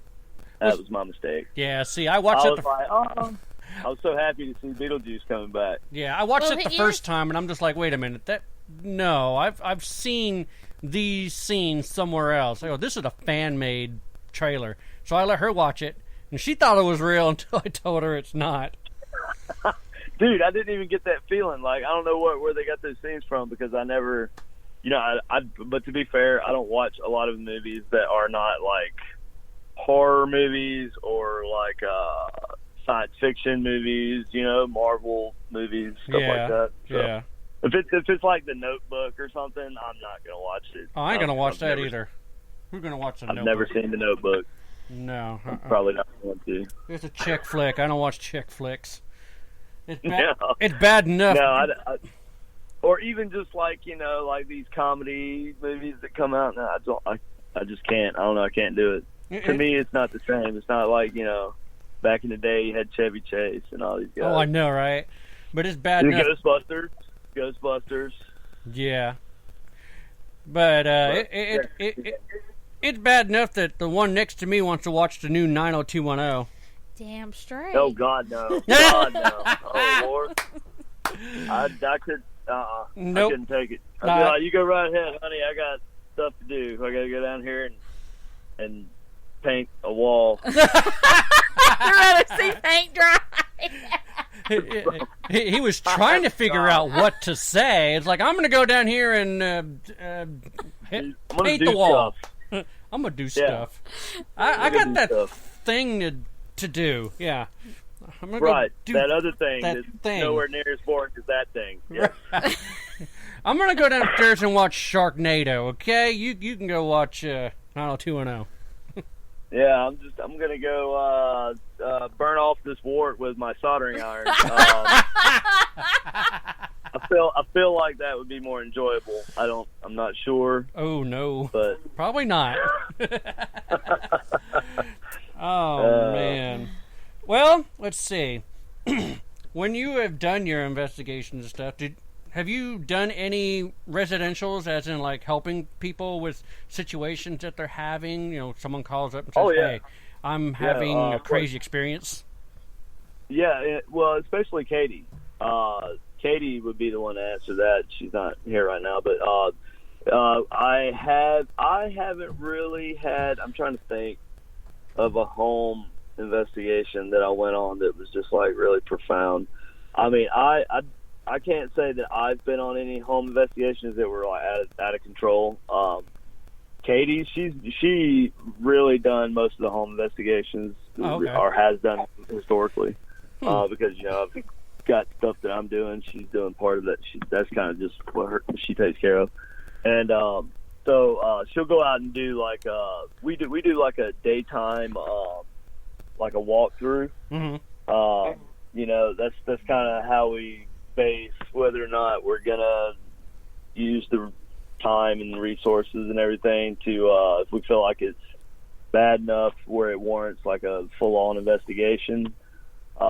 So that's how we do it. But I think this year along, Katie and Renee, they did. Renee's not with us now, but I think they did around 29 home cases. Yeah. It was a lot. It's a lot of home cases. And so but that got to be like too much of a load for us. We had to kind of turn it down a little bit. And now I request like I had kind of evidence or something you've captured or because I feel like if you as a homeowner, if you feel like something's in your home, it's paranormal, or even if you think it's paranormal but you don't know, if you actually honestly want somebody to come in there and tell you if something's paranormal or not, because most people already have it made up in their mind. Yeah, of course. By the time they call us, they're usually pretty made up in their mind that it's paranormal, and to go and tell them otherwise sometimes kind of hurts their feelings or lets them down. Yeah. And then you run into this situation where, they're saying we don't believe them and things. We've been able to navigate that pretty well. Mm-hmm. But yeah, so that we had to slow down on that because we were getting way too many calls. And it's like I tell people, we don't charge for this. This is completely out of pocket. Like, and we did home cases like,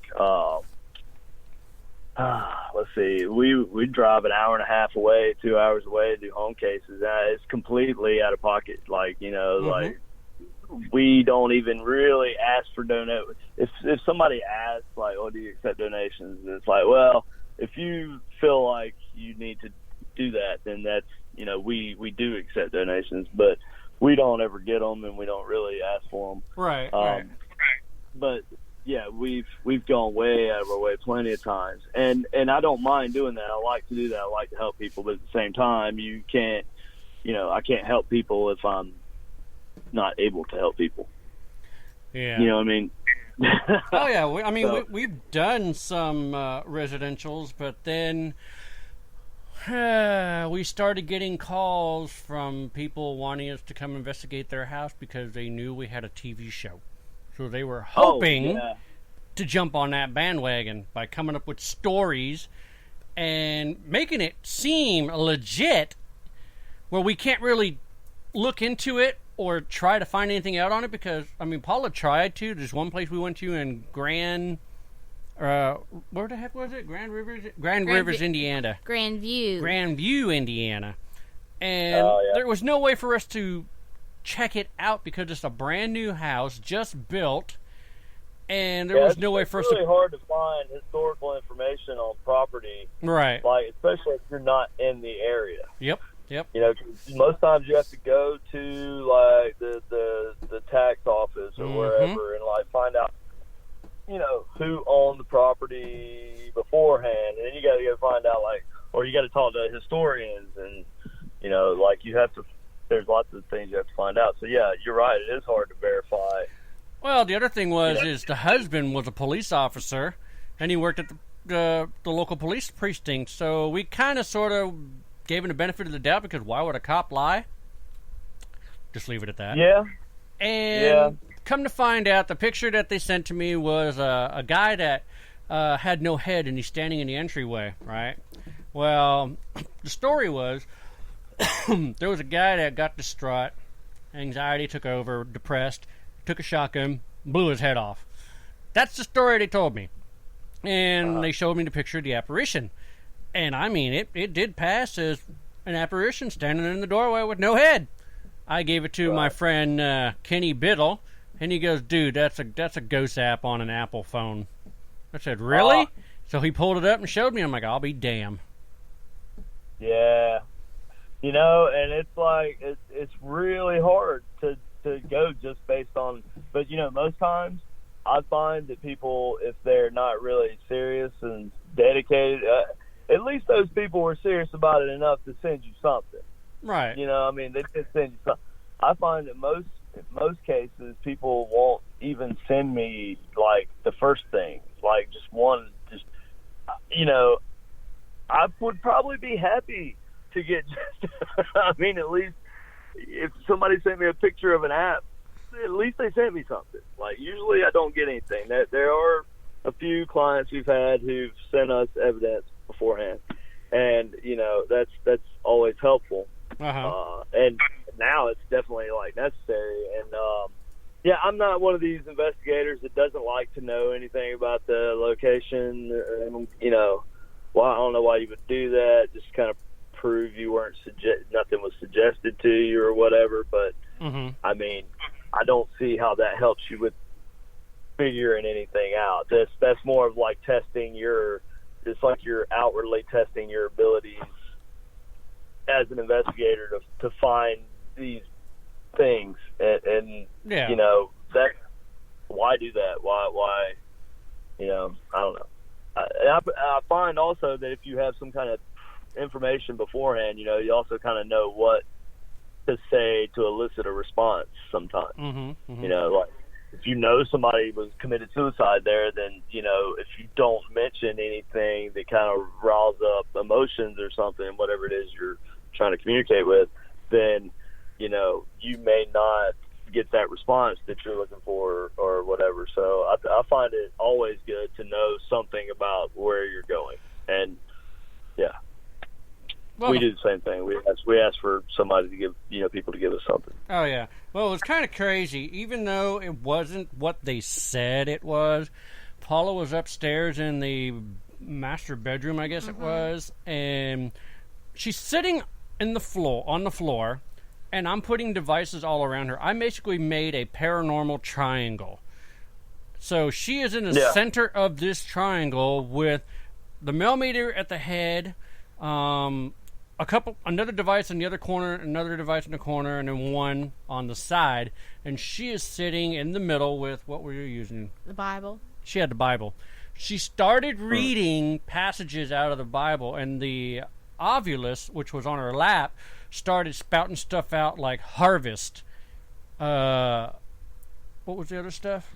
There was a whole bunch of stuff. It was a whole bunch of stuff that was like biblical It type was stuff. pissed. It was related to what I was doing. So, because I know people think the Ovulus, and which we do, we take the Ovulus 50-50. Hey, I use the Ovilus. I used it too. I use the Ovilus. I mean, I was skeptical at first too, but I've had certain situations where I couldn't deny that it was on point. Yeah, So, well, that's what it was with this scenario. Everything that we were getting on the Ovulus related to what I was doing. And all the devices were lighting up at the same time while she was reading. It was kind of like something that you would see out of Close Encounters of the Third Kind. All the toys start coming to life right then and there. That's what was going on with my devices in that triangle. I mean, there was something as long there as in as long as she wasn't in there making like a mountain out of mashed potatoes and stuff. No, she wasn't. I'm just kidding. But now there was something there in that house, but not what they claimed it was. Right. Well, I mean, I don't know the whole story. They could. I mean, a lot of people think that these apps are like legit, and like all of them. I'm not going to say all the apps are bad. I'm not going to say that.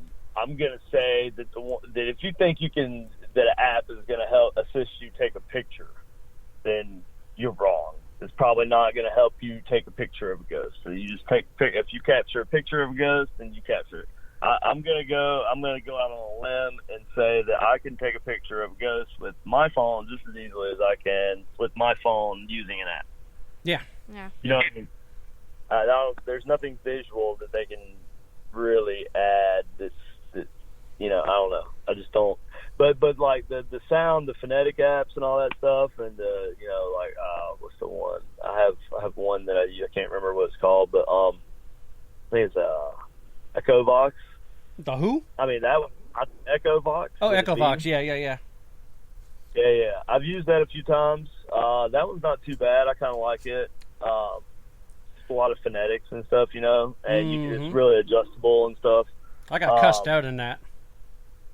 Do I now? I got cussed out using the EchoVox. We were at a place called the Hotel Metropolitan, which was like the first Afro-American hotel ever built in Paducah. And we were in the Ike and Tina Turner room. And cool. I was asking questions in there, and I was getting cussed out by using the EchoVox. Oh, you mean on the EchoVox itself? Yeah, I was getting cussed out in the EchoVox. Well, we also. I thought you were saying somebody cussed you out for using it. I was like, oh no. No, I was getting cussed out from the box. It's not that serious. And we've also have gotten German on the box. Yeah, we've actually gotten German on the box too. Well, yeah, that's why I like the phonetic thing. That's I think KD Holte and Steve Holte. They got the what's it called? Orion box, maybe. I forget what it's called, or some kind of it speaks, and it just says like phonetics, and basically, you can like speed it up or whatever. Right. It's kind of the same idea, it's audio ITC, and I used to be kind of like skeptical of apps and stuff because I know there's a lot of coding that goes into them, and I know you can put things in code that make things do certain things. And it may seem random, but as long as it's on the up and up and nobody's like sneaking it's not like one of these little Halloween apps that are really sold for just Halloween purposes type thing, or just a funny little scare you, like that one where you take a picture and there's a ghost in the picture. That's for fun. I mean, it's not actual. But like with ITC, that's kind of the point. We can argue whatever all day. It's an app. It's using your phone. Blah blah blah. Well, that's true. I don't like to get too tied to my phone for ghost hunting. But I can't deny that the first a lot of the when they were really developing ITC, when it was really kind of shaping. That was kind of a time when they were when computers first were coming out, right? And like they actually had software on computers that they used. And this is like these are people who ushered in the ITC movement or whatever, you know, like we wouldn't have ghost boxes and you know, the things that we have if it weren't for these people who were doing ITC and stuff. So yeah, that was one of the things they used was computer software, and it's really no different than your phone. I mean, it was a little simpler, but it's the same things used in your phone, I think. Yeah, I just don't like the idea that I could be fooled and, you know, by something that was pre-programmed to fool me. Right. You know, or that's, you know, something that's listening to me and just spitting out what, you know, something that's similar to what I said or whatever, because there's been that too. Yeah. But yep, apps, cool, man. Well, we've been using an app when we were at Waverly Hills. I got a guy that I beta test for, Brian Holloway in the United Kingdom. And yeah, I think I've heard of him. He's got an app called Speculo. So I was laying in the body drawer in the morgue at Waverly Hills this year, April 4th, and I went ahead and asked a question. I said, I was here many, many years ago, and right when I walked through the threshold, you said my name. Can you tell me what my name is? And I turned the Speculo on, and it said Gavin. So we had like 3 recorders pick that up and 3 cameras, so it's like, it's inevitable. It just happened, and it's really right. Yeah, it's not like you're going to be able to explain how that works either. And like, you know, like I couldn't explain how it works. I can't explain why exactly it goes by. I can tell you my theory on how it all works, but I can't tell you why for sure. I can just tell you I think it does. And yeah, so that's about the same type of. I don't think it's the same as using a ghost box, you know, the phonetic generator type thing. I think that kind of plays more on the idea that ghosts or spirits can form words out of different noises. Yeah. Well, the other thing is, I don't know if you can answer this or not, but you got to think of it this way. It's energy. So how does it actually have memory? How can it know what smells are? How can it talk? And how can it see if it's just a ball of energy or just energy, period? I mean, who knows if that's what all it is, though. I don't know for a fact that that's what I'm communicating with. I could be communicating with something that, you know, as far as I know, it's atoms, and its molecular structure vibrates at a different frequency than mine. So, like, I'm not able to detect this thing, whatever it is. I can't see it because I don't really exist at the same frequency as this thing's atoms do. You know what I mean? Mm-hmm, mm-hmm. So, like, that's the theory, right? That we're not just talking to something intangible or some ball of energy floating around or some, you know, disembodied orb or something that we're actually communicating with something or someone who actually exists physically in some other reality or some other some different vibration or frequency. So that's one theory. Mm-hmm. And I guess that kind of encompasses the whole the whole thing is because like you said, there has to be some sort of way that all these thoughts and emotions and memories and intelligence, and obviously there's some sort of conscious at work there when you're communicating with something. So there has to be something that holds all this together in one ball, I guess, if you want to call it that, and makes it something that you can communicate with. Right. So I mean, I tend to think there's lots of different things out there. The nature, the origin of them is different. Their physiology would be different. Their, as far as like what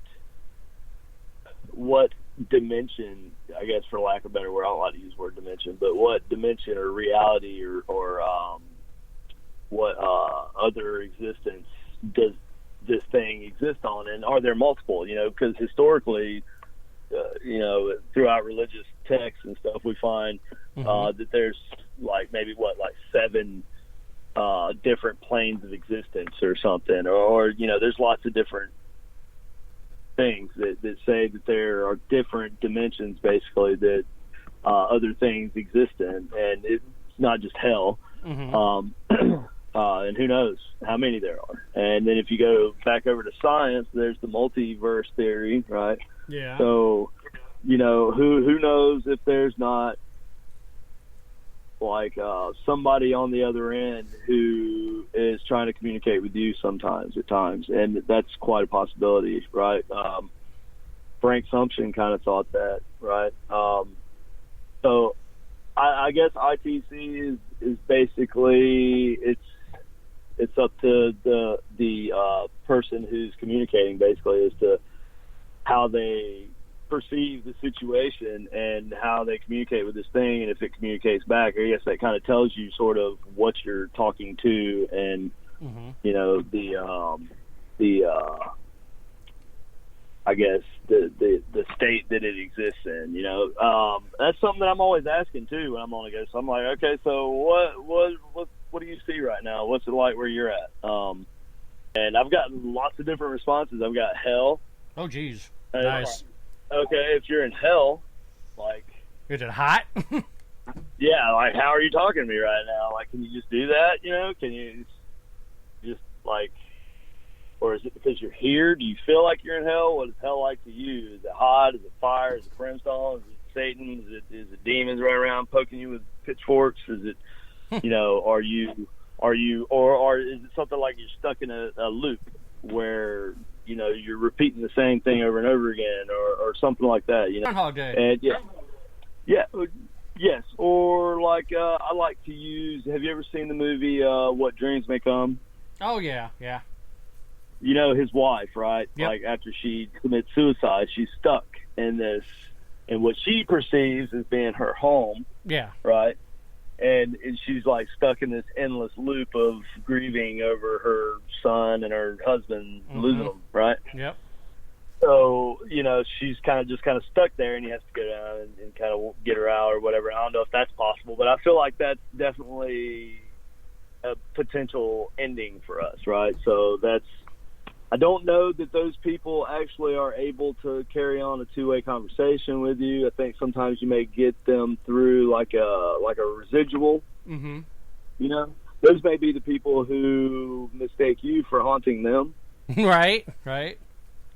Because I've seen that.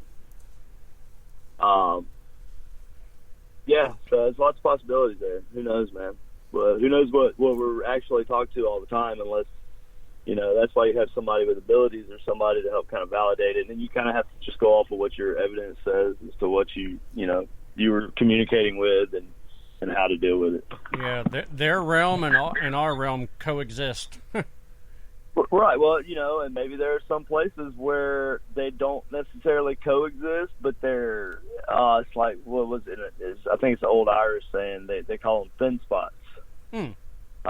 It's a thin spot, and they would say it's a thin spot between the afterworld and our world. And they had certain places that they called thin spots, and that would be the places that they would go and, do their thing, their religious things. More like where the veil is thin. Right. Yeah, kind of like the veil being thin. Like you can see through it a little bit better, or you can hear through it a little better, or whatever. But then there's also a lot of people who believe the people that use ghost box, that it's also sort of up to the operator of the ghost box. It's not just solely a thing where you could just pick something up and go run with it and get evidence from it. It takes some sort of level of ability on the end of get good responses. Right. And there's that belief also. And I've seen things that kind of line up with that. I'm not gonna lie. I kind of feel like there may be another additional we have a categorized psychic abilities, right? Right. That may be another one we have to add to it, like you're more inclined to be able to communicate with things through electronics. True. That's true. Yeah, because you see it time and time again. You see people who can take a picture, and there's a lot of people who've been debunked and proven to be faking it, but there's also a lot of people who haven't, who can take a picture with a camera, any camera, don't matter, and they'll always get something crazy, like some kind of like a silhouette there, or like an aura around people, or something just that you would think had to be fake, but it wasn't fake. Yeah. So yeah, I think there may be some kind of connection there between people and their psychic ability and electronic devices. I'm just going to go ahead and say it. I'm going to go out on a limb. Yep, there you go.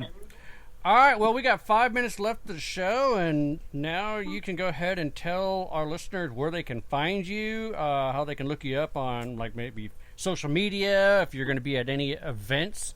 Yeah, floor is yours. Go ahead and do a plug. Okay.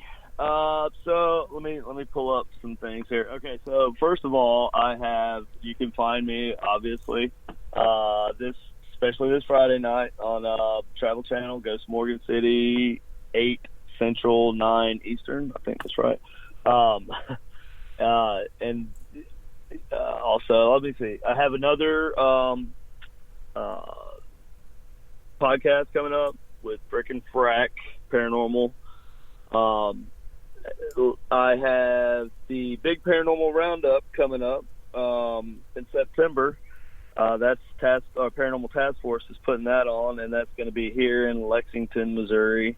And there's going to be a lot of cool speakers. They're going to be there. Jason Haxton, the original owner of the Dybbuk box, that they made the movie about and stuff. He's going to be there, and he's going to talk about his experiences with the Dybbuk box. He actually did a lot of work, like trying to get it, see what was going on with it and stuff, and he had a lot of experiences. And it wasn't just sitting somewhere in a case. And then you've got, there's going to be lots of people there. Let's see if I can just find out everybody's going to be there. You've got is it Paranormal Toledo convention that's coming up? I can't remember. I'm trying to look. Put me on the spot, man. I should have known that by now. Oh, God. I've been known to put people on the spot. What? I've been known to put people on the spot. Oh, yeah. No way. Oh, yeah. No way. How can people find it? How can people find you for your gear? Oh, yes, for my gear. Supernatural Inc. At Facebook. That's going to be the best way to do it. I do have a Facebook or a website. It's supernaturalinc.org. That's Inc. with a C on there. But it's basically going to be filled with my Facebook information. So just go find us on Facebook, Supernatural Inc. with a K, and you can contact me there. And I'll also see all my different ghost boxes I build, little videos of them, see all the events we're going to. There's tons of stuff on there to look at. So the Big Paranormal Roundup, again, I just want to go back to that. Now that I'm looking at it here. I can't believe Wing Brothers are going to be there. So they're going to be there. Oh, that's cool. And I'm super excited to meet them because I've been wanting to meet them for a long time. I've liked watching them ever since they had the Ghost Lab show. Tony Pickman will be there, and I think Deborah's going to be there too. And Tony Pickman, he was there, and Deborah Pickman, they were the survivors of the Sally House haunting, and so they have a book, and they have some really cool stories to tell too. And Tony's kind of a gifted medium as well, so there's that. There's going to be like an investigation at the Hall of Waters, which is an awesome haunted location to check out.